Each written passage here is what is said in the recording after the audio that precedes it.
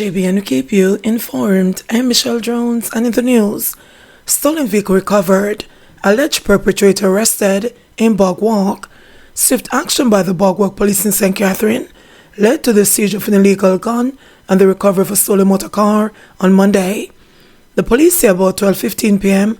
they received information about a man driving a stolen Toyota Probox motor car towards Bog Walk.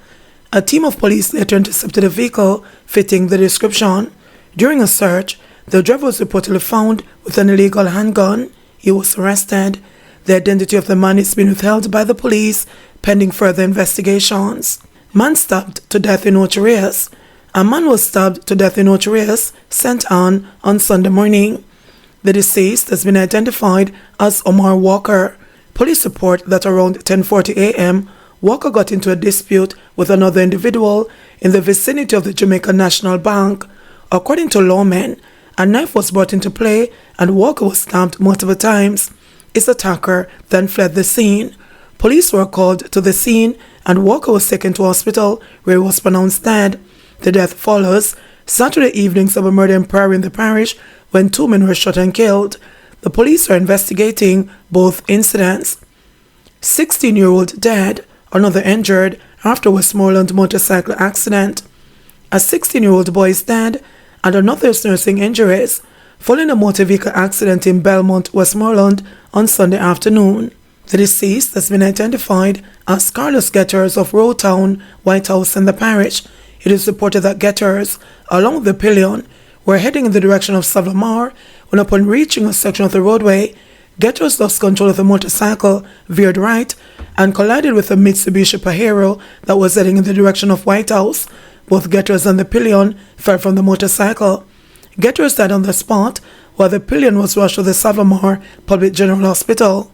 Getters' grandmother, Sylvia Getters, said that her grandson was due to celebrate his birthday in a week. July 24 coming in birthday, if he turned 17, a distressed Sylvia said. Me have him friend my baby. He may really give me any trouble. Me just say river them that going it happen, the distraught grandmother added. Sylvia said that her daughter recently told her to book a ticket for him to spend holidays in the United States. Yes, me da go book him ticket. His mother called me and tell me to book a ticket for him to go to America with his auntie, his grandmother recalled.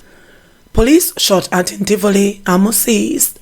Lawmen attached to the Kingston Western Division seized 13 rounds of ammunition during an operation at Drackett's Place, Tivoli Gardens in Kingston on Sunday. Reports from the police are that about 4 p.m. they were on patrol in the Drackett's Place area when they saw two men acting in a manner that arose suspicion. On sight of the police, the men opened gunfire in the direction of the lawmen and then ran, evading the police. Further investigation by the police yielded one 9mm magazine containing 13 rounds of ammunition along the path the men allegedly ran. No one was injured during the incident. No arrest was made. Investigations are ongoing. 19-year-old JCF recruit drowns trying to help colleague. The High Command of the Jamaica Constabulary Force says a training officer drowned at its Tranquility Bay, St. Elizabeth Training Center while trying to aid a fellow recruit. He has been identified as 19-year-old Randre Pike of Linstead, St. Catherine. A comprehensive search is underway to locate Pike's body. Pike was part of Batch 150, which started training in March 2023. He was a dedicated young man, committed to serving his country, and his losses felt deeply within our ranks, their command said in a media release. The police say the preliminary investigation has revealed that after the completion of their morning physical training, Pike and a few fellow recruits ventured to a section of the beach to alleviate muscle fatigue. In a tragic turn of events, Pike lost his life attempting to aid a fellow recruit who had gotten into difficulty in the water.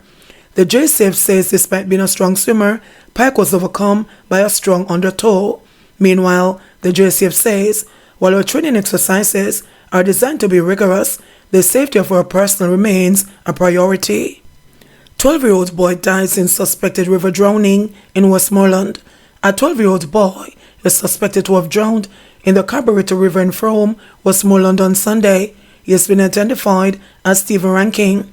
Reports from the police are that Rankin left his home shortly after 9:30 a.m. without his mother's authorization and went to the river with a friend. It is reported that he went missing while swimming. Checks were made to locate him, but he was not found. His body was later discovered in the river motionless by residents about 2:48 p.m. The police were alerted and he was transported to hospital where he was pronounced dead. Investigations are ongoing. Police identify men killed in Penn shootout. The police have identified the 2 men who were killed in an alleged shootout with members of the security forces, which sparked protests in Penn, St. Catherine on Sunday. They are 30-year-old Cleon Rowe, unemployed, of Kennedy Lane, Penn, St. Catherine, and the 17-year-old Tywin Cunningham of Seaview Heights, Prairie, St. Anne. The Spanish Town police say about 8:15 a.m. they were carrying out an operation in the Kennedy Lane, Penn area when they came under heavy gunfire. The cops reportedly took action and returned the fire. The police say the men were later discovered with gunshot wounds in a building. 2 Sarcel Mars 9mm pistols were later recovered from them, along with 4 rounds of ammunition. The matter has been investigated by the Inspectorate and Professional Standards Oversight Bureau and the Independent Commission of Investigations. Police urge witnesses to Kintyre shooting to come forward. The St. Andrews Central Police are appealing to members of the public to come forward and share any information they have regarding 2 separate shooting incidents across the division over the weekend.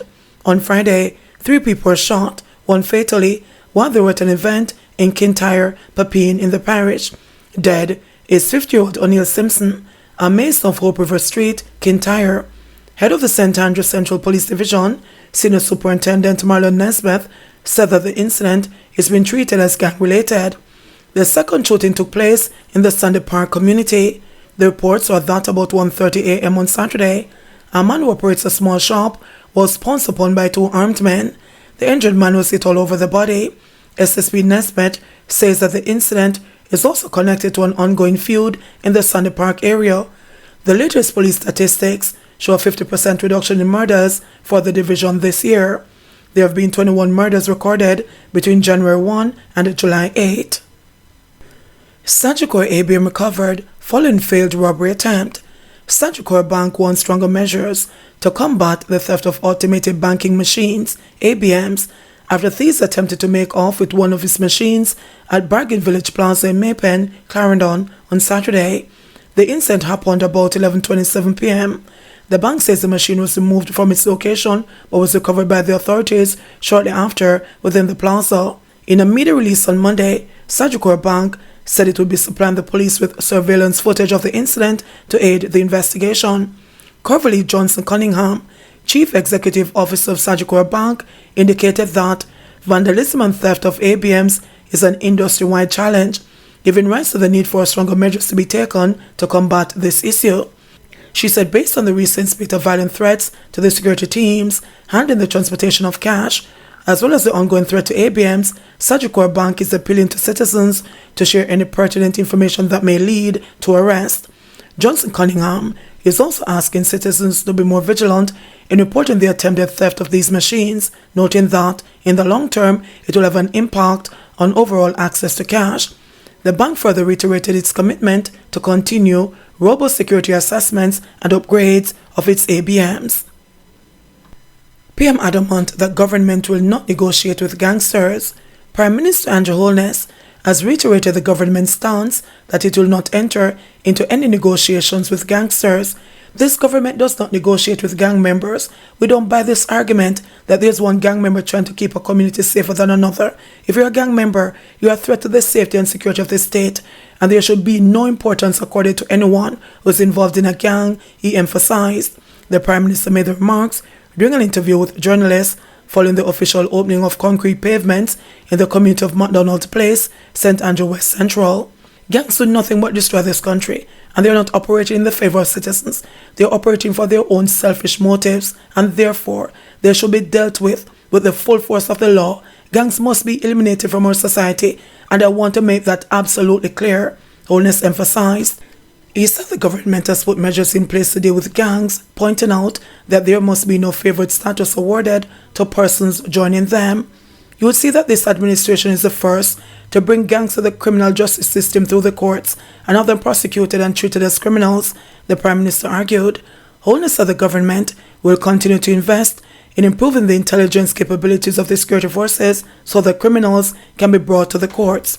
We don't talk about the capacities that we have, but we're able to track them, we're able to indict them and bring them to the courts and have strong evidence on which they are prosecuted, and we'll continue to do that. It is a long journey to interdict gangs because you have to develop strong and robust evidence. So yes, the country will get frustrated. The people in our society will feel some fatigue with crime, but I want to give them the hope that we're doing it the right way, which is investing in the capacity of the police.